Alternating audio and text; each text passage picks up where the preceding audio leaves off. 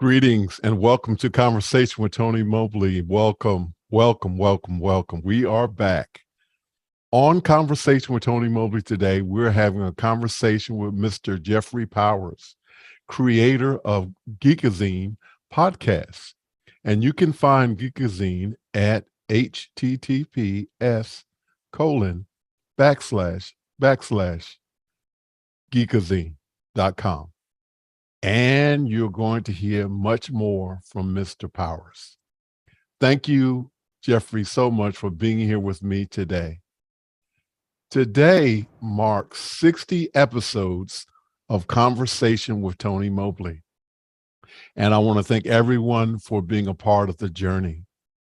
We want to say welcome to Z98.1FM.com, our audience in Cincinnati, Ohio, and also can be heard on TuneIn Radio app and Z98.1FM.com.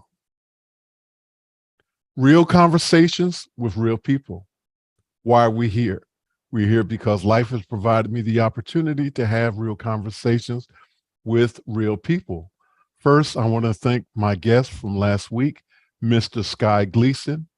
And I also want to thank the team behind Conversation with Tony Mobley for the support that they gave us last week.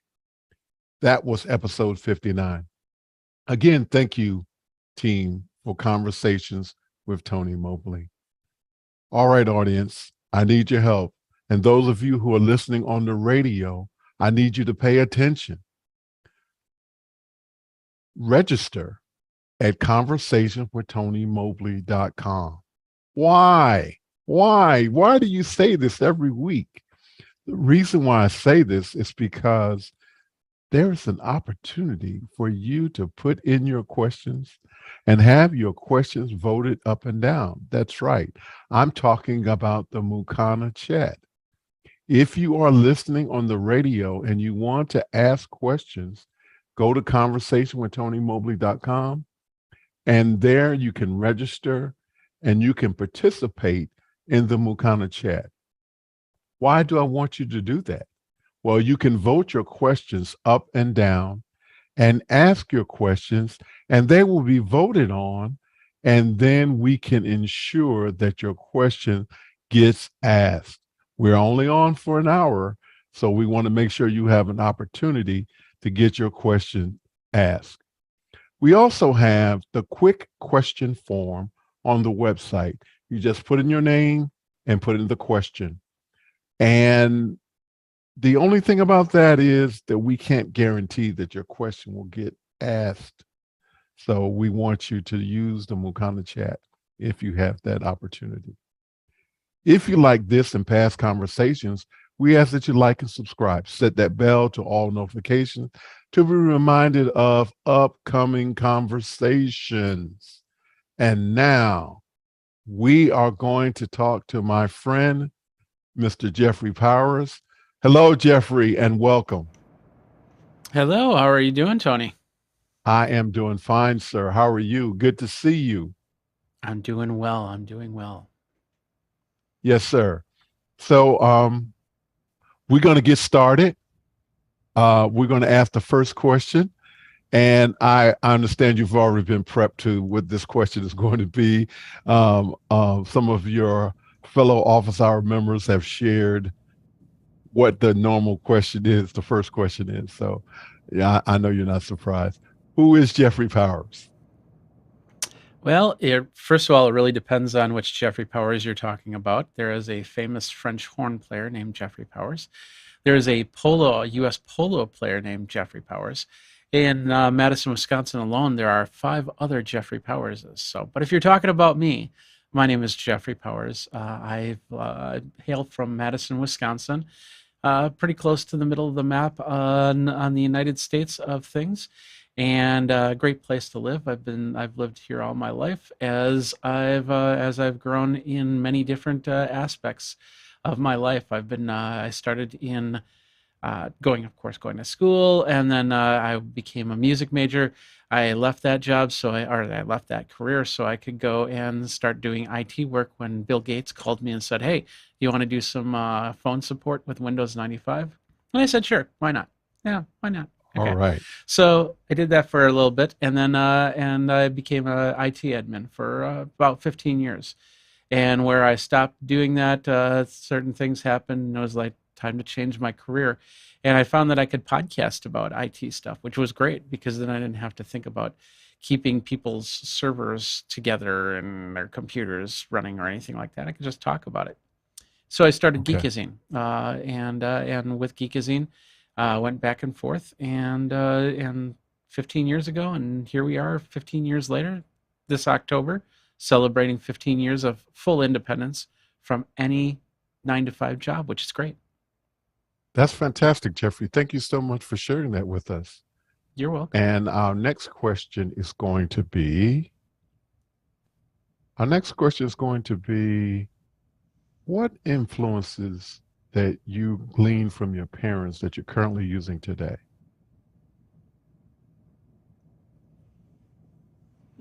And now in English. I grew up in a suburb. I grew up in a family of six, two brothers, one sister. Um, and my dad was a construction worker. My mom was she was a stay-at-home mom for a while, but she had, at the time, it was called secretarial skills. So she did a little bit of reporting. She knew all the shorthand and stuff like that. So she would take odd jobs every now and then when my dad was out of work doing construction. Um, what I learned from them is just the honest day's work and being able to go forward and continue on with what's with life for that matter. So my mom would just she was amazing. No, she's still alive, but she would we had when my grandma had to be put in a home, she took her car, which was all rusty, and she actually cut the rust out. She sanded it down, she bondoed it, she repainted it, and then she gave the car to my sister, I believe, if I remember correct. And so she would not be afraid of taking over a job. She was from a farm. Her family was 13 brothers and sisters, and so she knew that she had to fix things. So if the washing machine was broken, she'd fix it. If the dishwasher was broken, she'd fix it. There was never a job that she couldn't do, which was great. Wow. My dad, yeah, absolutely. And with my dad was a not only in construction, but he also was very prominent in the Madison area. He was a member of the Eagles Club, Fraternal Order of Eagles, up until he passed away 2 years ago. And he was state president, he was local chapter president, secretary, held all the major offices in that area. And the one thing that he just kept going. Well, when we had the Jerry Lewis telethons and the Easter Seals telethons, they would always start the beginning of the night, and that was at like 10:30 at night after the news. And they would start doing all the phone stuff, and it was great to always watch him be able to talk with people and just be that. I don't know. I don't want to say politician because it really isn't a politician, but he had the magic tongue. That's fantastic, Jeffrey. Yeah. Now let's talk about your music. Okay. All right. So give us a little story about your music, how you got into it, your band, and anything else that you would like to share as far as your music is concerned. Absolutely, great question. So I started in music very very young. I picked up I was when we were in elementary school, we could only take violin, viola, cello, or our bass, and I took viola and I started playing viola, and about 3 weeks in, they said, that our teacher goes, we really don't have any cello players. Can you switch over to cello? And I said, sure, why not? How hard could that be? And then, so I'm glad I didn't take bass. Well, I'm kind of wishing I'd take bass, but I'm glad I didn't take it on the same aspect. Anyway, so I played cello for about 3 years until I got into middle school, and that's when I picked up a pair of drumsticks and I Okay. started playing drums. And so I didn't look back at that point. So in all reality, I went to college, and I learned every single instrument. So you give me a Oh, couple wow. weeks, and yeah, I could play it, everything but the harp. I don't think I could do that, but yeah. So I play a lot of different instruments. Percussion is my main one, but I do play guitar, and I do play bass and piano, and harmonica, and melodica, as you will see in future songs by the Remotes Band, which is our virtual band that meets every week on office hours.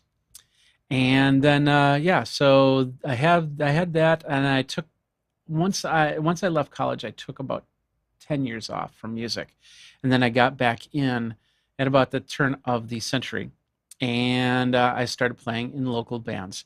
My current band, I've been with them since 2008. Or they've been with me since 2008. One of the two is called Trailer Kings, and we play around southern Wisconsin. We just played Summerfest, which is a big festival here in Wisconsin. Many Midwesterners know about that event, and it was a great time. It was my first time playing Summerfest, and these guys, just great guys. We harmonize together, we play together, we just know each other's sandwiches. Fantastic. You referenced office hours and the remotes. Can you share that with our radio audience who may not know? Absolutely. Hello, radio audience. How you guys doing? I hope you're having a great day there. And is it Ohio that they're in? It's Ohio, Cincinnati, Ohio primarily, and also it's on the internet as well. So Awesome. you can Well, be thank you anywhere and hear guys. it on the radio. That's great. So thank you guys for tuning in. So yeah, what we had, Tony's probably talked about office hours, and about what was it? About 2 years ago, we're still in the thick of the pandemic, and we started thinking to ourselves, hey, what would happen if we put a virtual band together? And it all started by a couple people that got together and did a Christmas song. And one of them you've met a couple weeks ago, Victor, and so they put together this song and played it on office hours, and then that kind of got the spark going, and everybody said, "Hey, I could do this. I could contribute this." I said I could contribute drums or anything else, and so we created the Remotes, the Office Hours Band, and with that we've got 4 songs. Two of them are released, and two of them are ready to go. We've had a public hearing of song number 3, if I remember correct, and so and of course we're on also working on song number 5, song number 6, which is they're just going to be great songs. I wish I could tell you about them, but it's a secret. All right. Our audience needs to stay tuned. And if you have an interest in hearing some of the remote's music on office hours, I ask you to go to officehours.global, and there you can see some of their music, listen and see their music. So that's again officehours.global. All right, we have a question from Dr. Chris Clark. Jeffrey, what is great about you live and work now? Do you imagine that you will live there forever? Why? That's a great question, Chris. Dr. Clark, excuse me. So I'm born and raised in Madison. I actually spent a summer in Chicopee, Massachusetts, and so Hmm. I've gotten a different area of life for a little while. When I started Geekazine, highly talked about going to the San Francisco Bay Area because I was going back and forth there all the time, but it never came to fruition. And so lots of things happened. And of course, with COVID, everybody says, well, what would happen if we just all stayed where we are and do what we Mm. do? And I have people contacting me, asking me to do reviews, asking me, and I will be out in San Francisco. Like for instance, I'll be out in San Francisco at the end of this month for VMware Explore, which is it's a conference that I do every year with my friend Alistair. We started a side business, but he's also got another side business called V Brown Bag, which is people in the enterprise technology area helping other people so they can get their certifications in this case, VMware. And they do other certifications as well. So it's all crowdsourced help there. So every year we go out to VMworld at the time, but now it's VMware Explore, and we do these tech talks where people get up on stage and present, and then we publish them onto the web through our YouTube channel over at vbrownbag.com. Okay. Thank you, Dr. Clark, for that great question. And thank you, Oh, Jeffrey. I'm sorry. He asked the second question, why would I live there forever? The reality is, it's if there was opportunities where I was asked to move, it wouldn't be impossible to do. There'd be a lot of conversations to do with Okay. it. But right now, Madison actually has a great tech area. It's medical tech. In fact, it right down the street is Exact Sciences. And that's the people that make Cologuard and all those other medical wonders. So you don't have to go into the doctor and go into surgery to figure out how you're doing inside. So there's a lot of great innovations here that anybody tech related could definitely report about. Thank you, Dr. Clark. Thank you, Jeffrey. The next question is, please share some of your experience working with Office Hours YouTube channel. So those of you who do not know, I am the YouTube manager over at Office Hours. Back when Office Hours started, it was a different channel, and Alex was just basically putting them up on YouTube. And I said, hey, I love being here, so I can help out by using my expertise, what I've learned from YouTube, to build the YouTube channel. Since then, the Office Hours YouTube channel has started, and on a daily basis, I go in and I make sure that all the questions are up there. I make sure that we've got a good thumbnail so you can see what's going on, and of course, what's coming up in the week. And just completely manage it and get that all going. I also do that for a couple other YouTube channels. I talked about V Brown Bag, and a little secret, I do it for Tony Mobley too. Just so you know.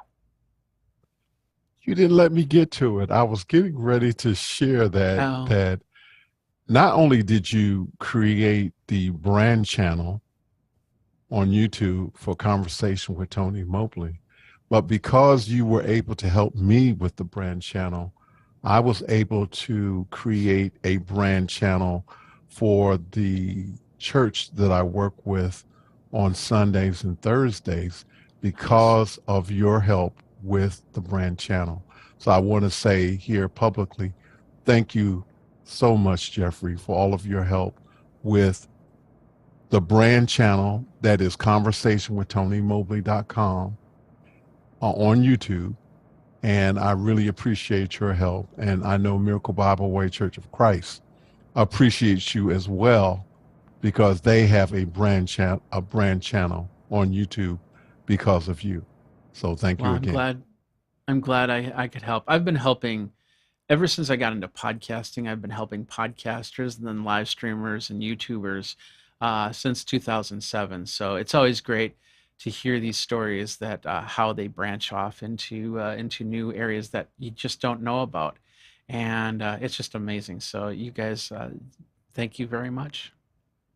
Again, thank you, Jeffrey. We have a question from Douglas Carmichael. Hey, What Douglas. brought you? Hey, Douglas. What brought you away from the IT field, and what do you miss about it? That's a very loaded question. um, IT, don't get me wrong, I still am in IT in some way, shapes, or form. I just technically am not an administrator. I don't work for any type of company. Taking it away is really, I wanted to work for myself because working for other people, there are deadlines and there's expectations that really I have a hard time following sometimes. And so I was at a job that I thought was going to be a great career job, but it turned out to be really tough. And the reality was I didn't work too well there, and it was something I didn't realize until the day that I left or was asked to leave. And I know that sounds, I'm trying to tell you the honest truth without telling you too many details, but it was an overwhelming job that didn't work well for me, and actually, from what I understand, some of the other IT people after I left. So it was, and it was a small office. So there was, they didn't have a big staff that can do 100 different things. And when you're an IT guy in a small office, you become a jack of all trades. Right. And the biggest problem is you could be in the middle of a very tough problem, and somebody could come up and ask you something very simple that you have to drop everything just to reset a password or do something, fix a computer or something like that. And that gets really strenuous after a while because then you got to get back to this big project and you're trying to remember where you were. And so I guess I got a little burnt out when that happened. But once again, I started Geekazine at that point, and I knew that's where I was going to go.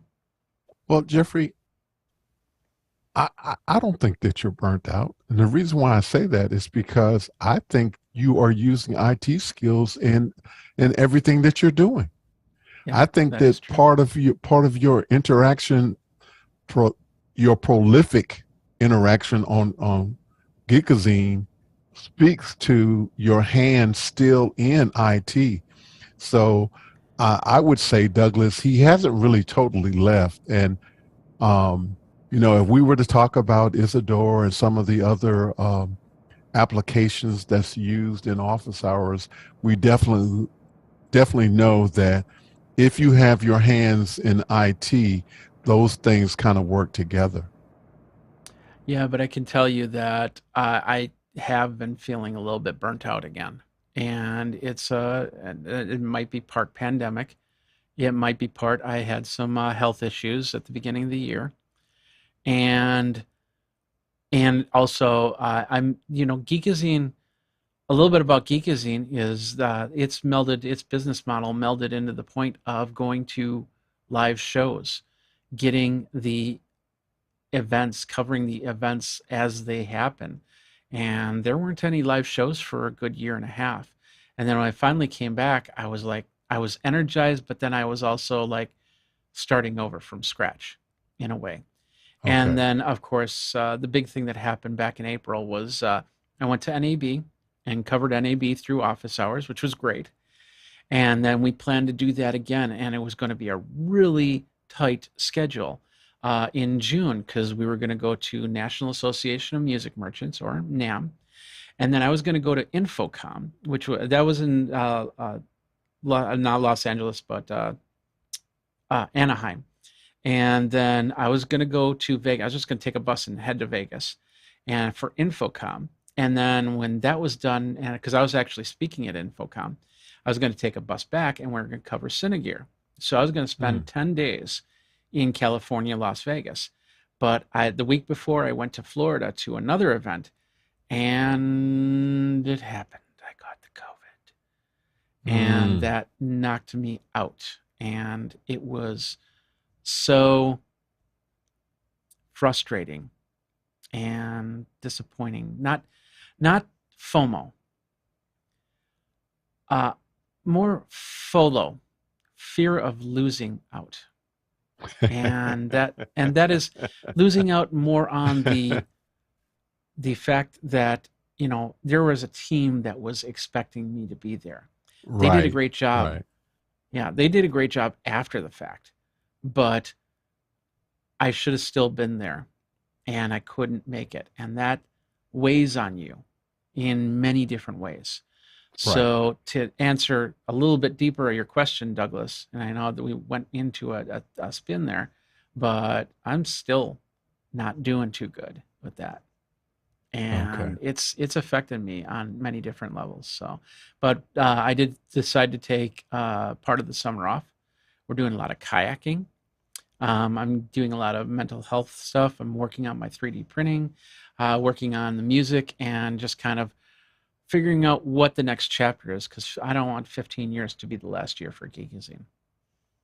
Okay. Thank you for being transparent, Jeffrey. You're Appreciate welcome. that. Thank you, Douglas, for your question. And by the way, would you be interested in sharing some music, maybe a recording or a I, little something?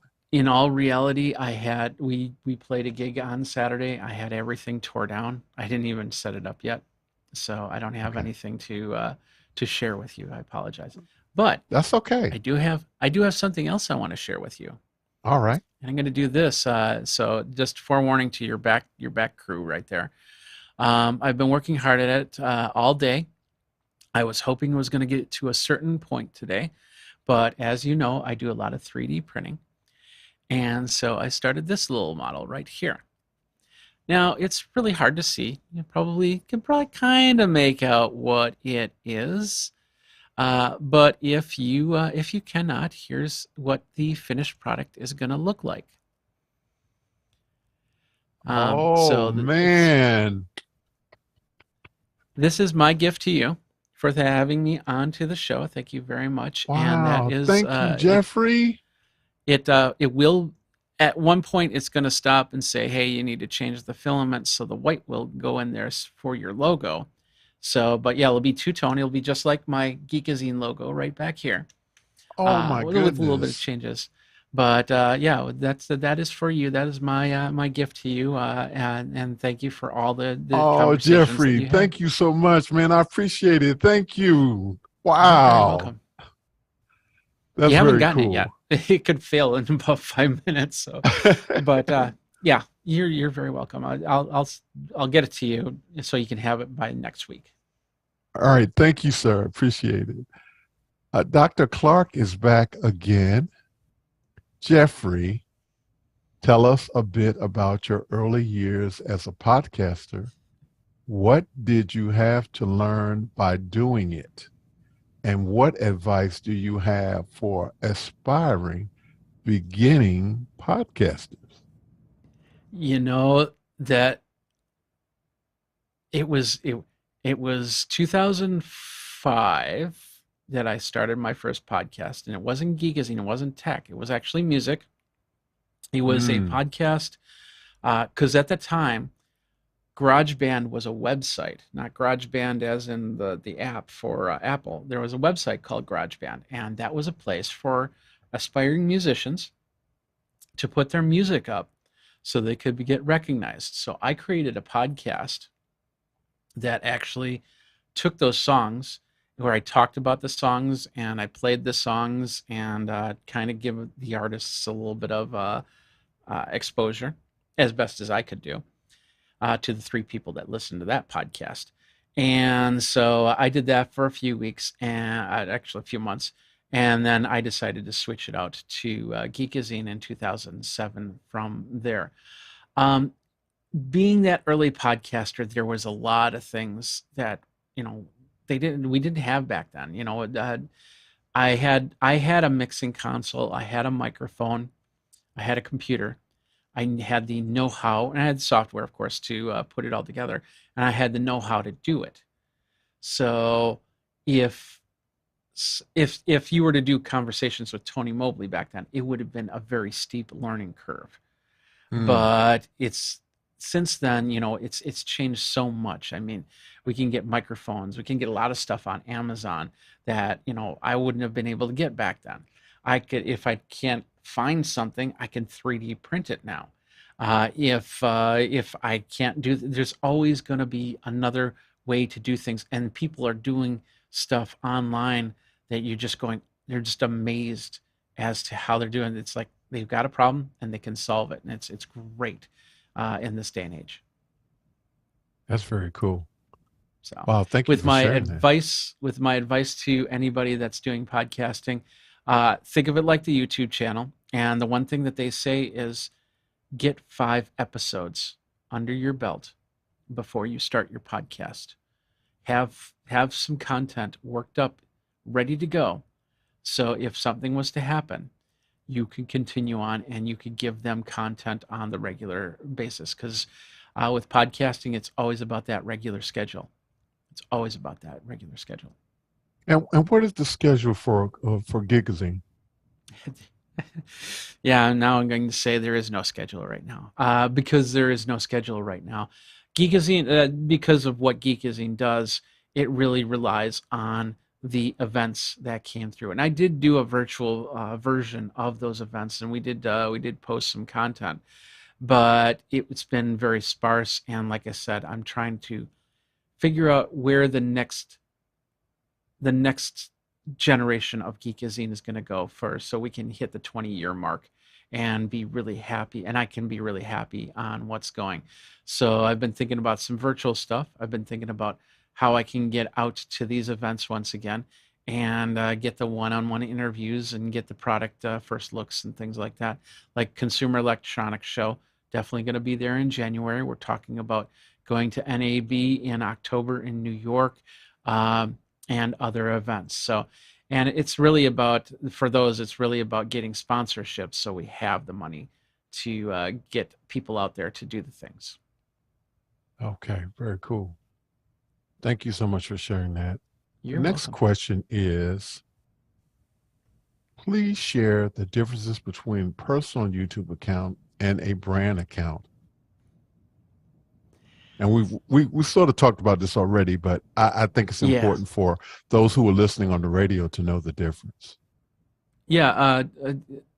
Basically, a brand account is technically yours, but technically not yours. It's meant for different people to be able to work in the same channel. Like, for instance, with Conversations with Tony Mobley. Tony is the ultimate owner of the channel, but I am an administrator of the channel. And we have a couple other people that have their hand in the channel to do the things that need to be done to make this show so successful.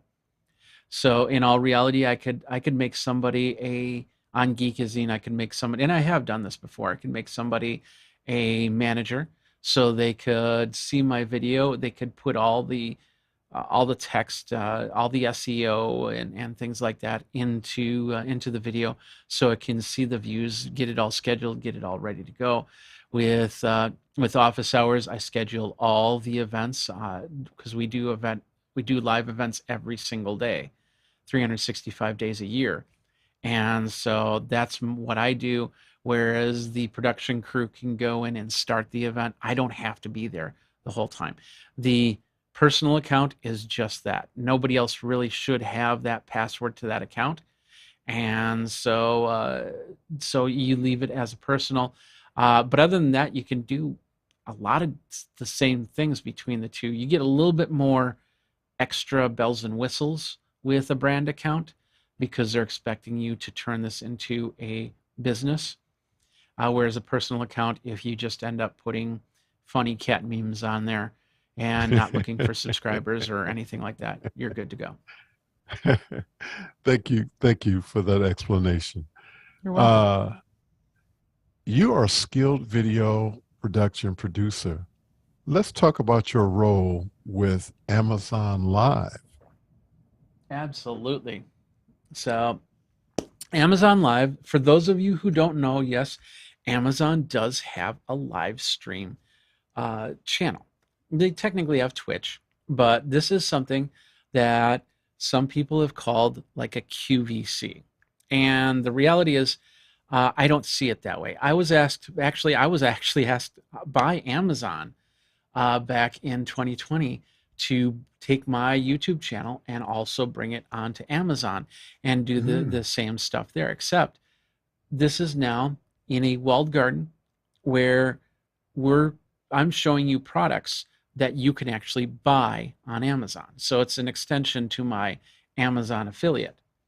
I would go on live on a regular schedule, and I'd show basically a carousel of products, and the carousel just shows up on the bottom or the side wherever you're watching, and then we talk product to product to product, and it's been great. And there are people that have really taken this and put this into a business where they've basically replaced their salary and more.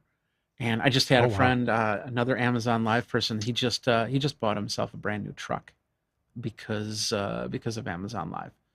And Oh, so, wow. yes, it's a little bit about selling. It's a little bit about QVC, but I have a brand. I have my Geekazine brand, and that was one of the things that I didn't want to lose, was that fact that Geekazine's a brand. You might hear some beeping in the background. That's my 3D printer telling me it's time to change that filament. So, Okay. but anyway, so with Amazon Live, it's it's a lot different because you're talking about being here. Whereas I could say, all right, go to Conversations with Tony Mobley. I couldn't do that on Amazon Live unless you had the podcast on Amazon Live or Amazon channels. And I could say, go to the Conversations with Tony Mobley on Amazon. We got to stay in the walled garden there. So Gotcha. it's Gotcha. Okay. That makes sense. it's fun. It's also it can also be strenuous because once again, you've got to understand that you are selling product, and technically you're selling product on YouTube. It's just that you have a lot more free reign when you sell your product there, or you pitch, or you give your affiliate code there. When you do it on Amazon, you got to keep it on the up and up, or else they're going to say this is not YouTube. Go over there, go over to Twitch and work from there. But yeah. Okay. All right. So the next question is, how did you get to know Alex Lindsay? Do we really know Alex Lindsay? Really? Um, so I met him a couple times throughout life. A couple times at NAB and just passing by. So I kind of knew of him, but it really wasn't until 2020 when somebody just I think it was Amber Mack said on Facebook or something like that. Alex was starting up some daily Zoom call, and it's like, well, talking about audio visual stuff. I'm an audio video guy. Yeah, I should join this. So I joined. I believe it was May of 2020, and so I just went from there. And then, of course, I learned a lot from Alex, about Alex, as we grew from there. So technically, we've met in person, but in all reality, we haven't met in person yet. Gotcha. Okay. Um, so are you Team Marvel or Team DC? I am DC in heart, Marvel in the moment. I grew up Superman, Batman. Those were the two. And Marvel, I did not read any of the Marvel comics. The Marvel universe, I'm sad for the DC universe and how they cannot get things together. Warner Brothers needs, and then they're talking about finding a Kevin Feige to put things together. But when Stan Lee finally figured out how he was going to start presenting the Marvel universe, and he got the right people behind him to help him tell that story. And then, of course, ultimately Disney buying out Marvel and making that happen. It's just been amazing. And in all reality, they're doing something that they're doing several things that you wouldn't have seen in movies before they came out, like after scenes, like continuations from not only from Avengers 1 to Avengers 2, but Avengers 1 that goes into Captain America, that goes into this other movie, that goes into this other movie, actually giving it a timeline and giving it solidity and keeping it as close to the comics as possible. So Yeah. you can actually sit there and watch a lot of these YouTubers like Screen Crush, which we watch a lot, to get theories and ideas and catch us up on new people. Like, for instance, tomorrow She-Hulk is going to be on Disney Plus. We've got our knowledge base to the point where now we can watch She-Hulk and kind of feel like we know what's going on. That's very cool.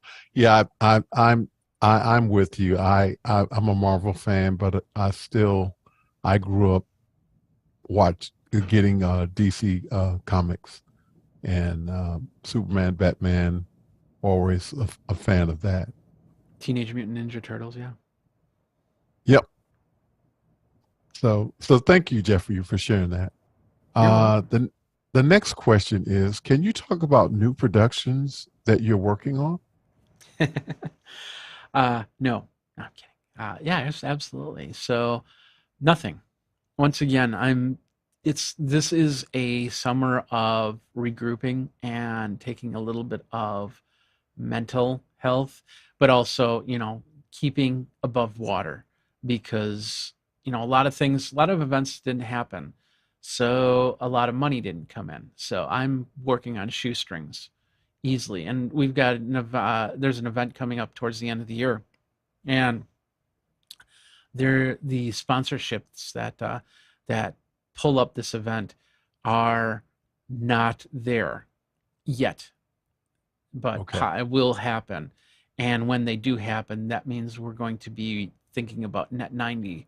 So I'll be doing an event, and then I won't get paid for a couple months. And if you do anything independent, you got to understand that you're not going to get paid right away. There's been a couple times where I've been lucky and I've gotten payment for something before a job, but that's few and far between. Usually you get paid after the job, and sometimes they will wait, and especially when it comes to high end uh, Fortune 100 companies, which I've worked with, that they have to go through a lot of hoops before they can pay you. And so sometimes you have to wait that 30, 60, or 90 days just to do that. So as for new productions, like I said, going to San Francisco at the end of the month and VMware Explore, which was going to be a great time, always is. There is a possibility, once again, NAB in New York. I just got off the phone with somebody. Actually, in 2018, 2019, one of the places I went a lot was Korea because they have a very big startup area. And I went and I judged a lot of conferences. And I just got called and asked, can you find 3 YouTubers that want to come to New York, tech YouTubers that want to come to New York and cover this event? Now, the only thing about this is they have to have a good amount of subscribers on YouTube, and we're talking the 100,000 range. Okay. So I've got to find a couple people, tech YouTubers, that will do that, and so that's looking to be a future event. But other than that, this Friday we're going to go see. Oh, I can't think of his name now. Comedian John. Oh, just gone. Okay. Anyway, If sorry. if it comes back to you, shout it Yeah, out. 2 o'clock in the morning. I'm going to wake up. Oh, that's um, you just talked about going to San Francisco. Is there anything else that you think you might be covering soon? uh, John Mulaney. That's who we're seeing on Friday night. Jennifer's a Okay. big fan of John Mulaney. So anyway, uh, NAB, this VMware Explorer. Really, it's people are asking me, are you going to go to SIGGRAPH? Was I going to go to IFC, IBC, or all these other acronyms? And it was not impossible to do, but once again, it's all about the money that comes with it. And a lot of times when I go to CES, when I go to NAB, usually I have my costs covered. And, I'm not going to the bread lines and finding the government cheese and things like that. So it's really, I'm open to going to any and every conference. It's just, I've got to find a way to get there and Gotcha. support and then still pay the bills at the end of the day. Got you. That makes sense. Absolutely. Okay. Can you share a past or recent success story?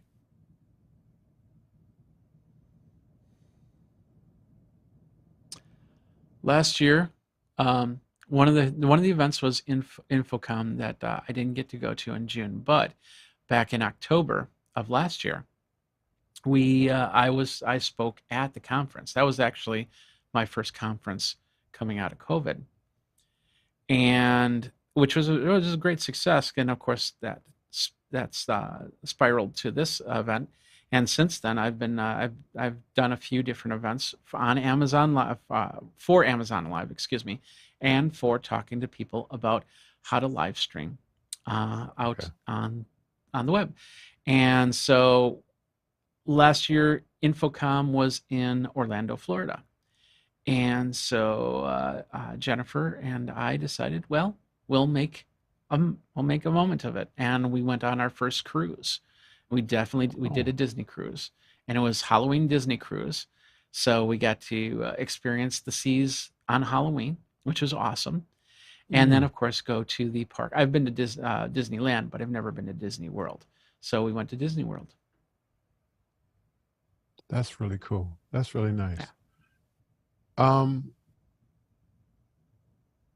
I want to ask you a personal question that we sort of touched on before our conversation today. Um, can you talk about your experience with Bell palsy? absolutely. Absolutely. For those of you who don't know, back in 2015, actually, yeah, October 1st of 2015, I was sitting in my chair in the living room and I was eating a bowl of cereal. And then I started noticing that I was eating on this, yeah, taking bites and everything was coming on this side of the mouth. And it was really weird. I took my wife to work, and then I called a friend who was a nurse and I said, this is kind of weird. And she goes, go to the hospital now. They, she was concerned it was a stroke, of course, but it turned out to be Bell's palsy. For those of you who don't know what Bell's palsy is, it is the nerve that runs from your temple down your face. It clogs, and there's no real reason why. Sometimes it's stress, sometimes it could be a bad tooth, sometimes it's anything. And when that happens, you lose a side of your face. And it was, I don't want to say it was scary because it really wasn't. Once they said what it was, and it was like, okay, this goes away, and I learned a little bit about it, I was intrigued more than nervous about it. And so I dealt with it, and it got better. For some people, they think that it's pretty much healed, but I'm telling you right now, as I'm talking, we've talked for about an hour. This side of my face just seizes up like a rock. And so it gets really hard to talk. Now, for somebody who's online doing this, if I go past 2 hours, I'm basically a wreck. And that affects me. And then the more interesting thing is 2 years later, this side of my face had Bell's palsy. Although it was a short-term one, only lasted like 3 weeks or something like that, and I don't feel the effects on this side. This side, I still feel the effects on. And of course, there's a lot of things that I've done since then to try and get healthy, to try and get happy. I started running. I turned 50 this year. Last year, I decided to start running. I started to eat a lot better and dedicate to losing weight. And I think I'm at a point now where I can safely say that I haven't been this light since high school, and that's crazy. And I'm going to continue to do that uh, on a daily basis until I can't do it anymore. I want to share with you that I actually had it as well. And Really? interesting thing that happened to me was I was actually at a church and I was preaching. And while I was preaching, it happened. Yeah. And Wow. it was kind of scary. People were looking at me, you know, while I was preaching, because when I was hearing myself, I still sounded fine when I was hearing Hmm. myself. But um, I noticed that it was just saliva was just running out one side of my mouth. And Wow. it was uh, it was probably about 6 months before I got married. And so, interesting enough, I've been married for 32 years, and I still have moments when that part of my face does something peculiar. Yeah. So, Like a twitch or something like that. Yeah. yeah, yeah, yeah, yeah. So, I definitely can relate to it. So, Yeah. yeah, There thank was you for a sharing that. Yeah, absolutely. There's a YouTuber I found because I did a video on this back in 2015. So you can always go back on Geekazine and find it, and you can see that the effects that it had on my face. But there was another YouTuber that had it happen to him while he was doing his show, and Mm, it was like a 2 or 3 hour show, and during that show he just kept starting, and he was the same way. It was like something didn't feel right, but everything felt okay. And when I went to the hospital, I could still raise both of my eyebrows separately, but then that evening or the next day or something like that, it was all gone, and I could not close my left eye. And then actually got to tape your left eye down when you sleep, and you take the eye drops and everything like that. yeah, So when it starts slow, and you want to make sure, absolutely sure, that it's not a stroke, because those yeah. two are pretty parallel when it comes at that point in time. Yeah, that I think that's what scared the people in the church setting because they thought that I was having a stroke during the time I was giving the sermon, and Yeah. so they were you know I actually heard someone say, "What's wrong with him? What's wrong with him?"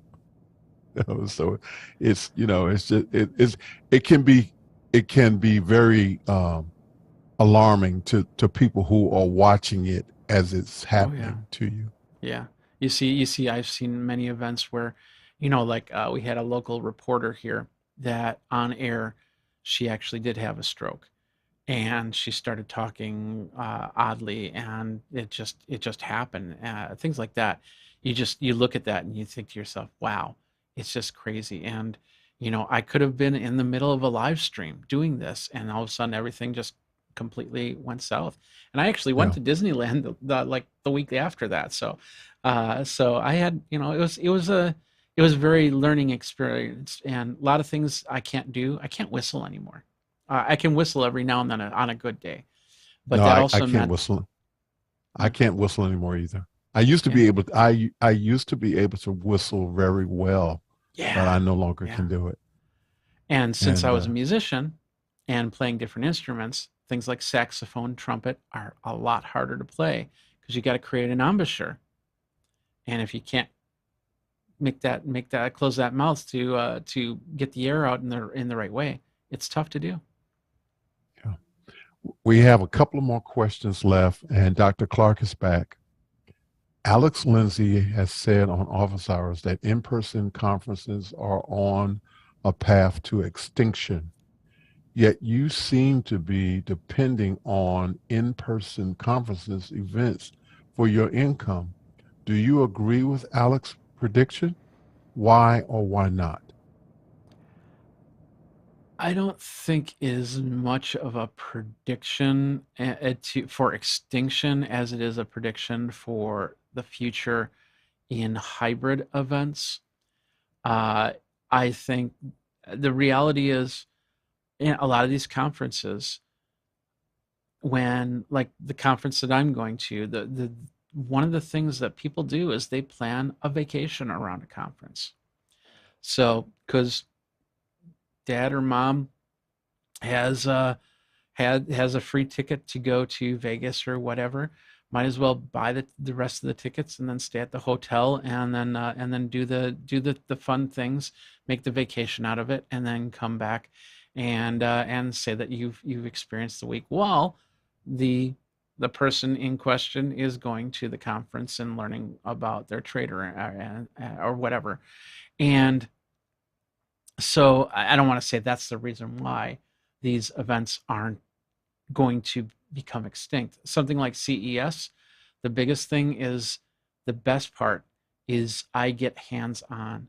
I see a lot of these YouTubers out there that are and they're in specific areas, and some of them are not, and they get their hands on these products, and I can't get my hands on these products until I go to something like a CES, until I go to something like an NAB.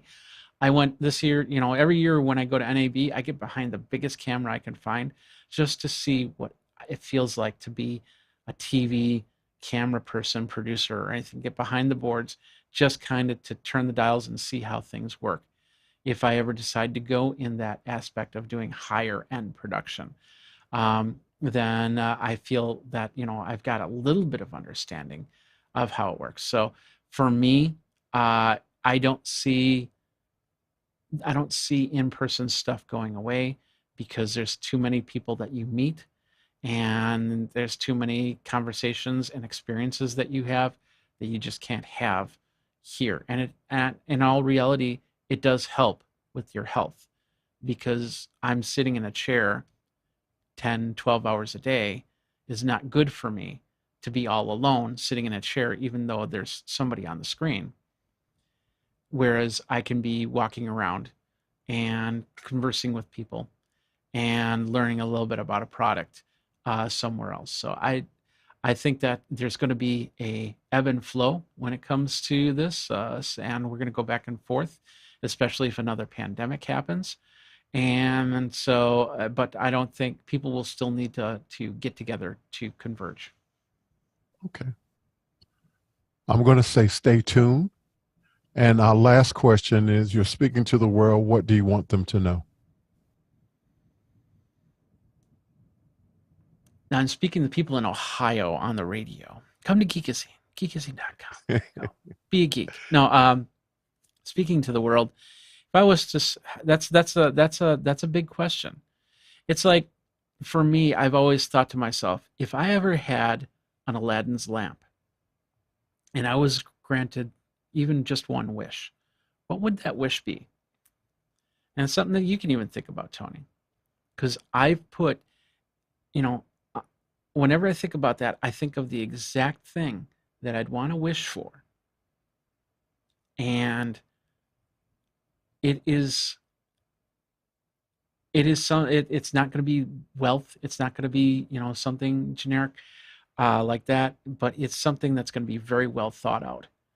And so I want everybody to think that question. If you had Aladdin's lamp in your hand and Aladdin only gave you one wish, think about the wish that you would want that would help you get through your life.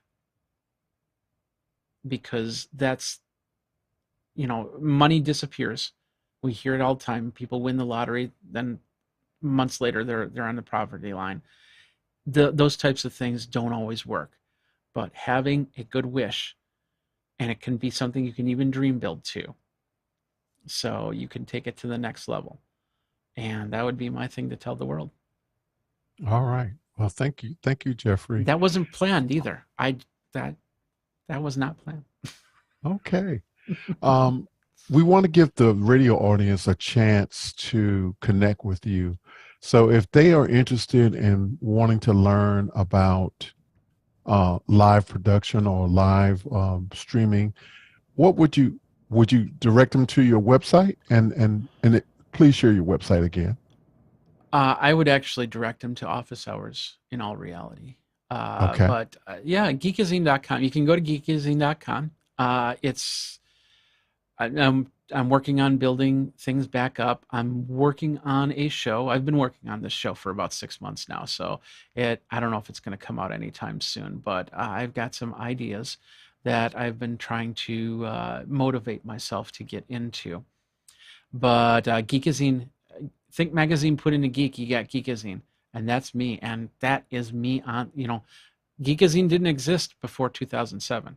So if you type in Geekazine in any search, you're gonna see me left and right and up and down and all around. All right, Jeffrey Powers. Thank you so much for being my guest this day. I appreciate you, man, and thank you for the logo. And I really appreciate you being with me today. Special Absolutely. thanks Thank you. to You're Thank you very very welcome. much. Special thanks to Kimberly Mobley, Ron Mobley, Global Family and Friends, Alex Lindsay, Office Hour members, DVE Store, Liminal Entertainment Technology, Byte Hive, VDO360.com, ApprovedForLoan.com, Cloud Bedrock LLC, Ken Jordan, Jonas Dattel, Aaron Huslich, Cherrick Cheetah, David Brady, Marcus Lee Folk, Richard Lavery, Chris Fenwick, Manolo Lozano, Jeffrey Powers, Bo Cordell, That's me. Mickey McAture, Asma Gaijar, Doug Moeller, Laura Thompson, Bryant Shan, Dennis Champion Walker, Roscoe Jones, George Butters, Joshua Minden, Danielle Maxwell, Taylor Sunderhouse, Adrian Allback, Michael Marr, Zachary Sorensen, and Conversation with Tony Mobley, producer Clylock Lopez Waterman. I think you will all find that you've found something here that you enjoy. Appreciate you being here with us today. Thank you all so much. Again, we want to thank our radio audience in WDZTZ, Delhi Township, Ohio, Cincinnati, and we want to thank Taylor Sunderhouse and the team behind Conversation for Tony Mobley for making this happen. Thank you, Mr. Jeffrey Powers, for our conversation today, doing the work that you do. Special thanks again to the community for the support of Conversation with Tony Mobley. And next week, one of our persons that works on the back end of how Conversation with Tony Mobley is done is going to be with us next week. And her name is Miss Laura Thompson.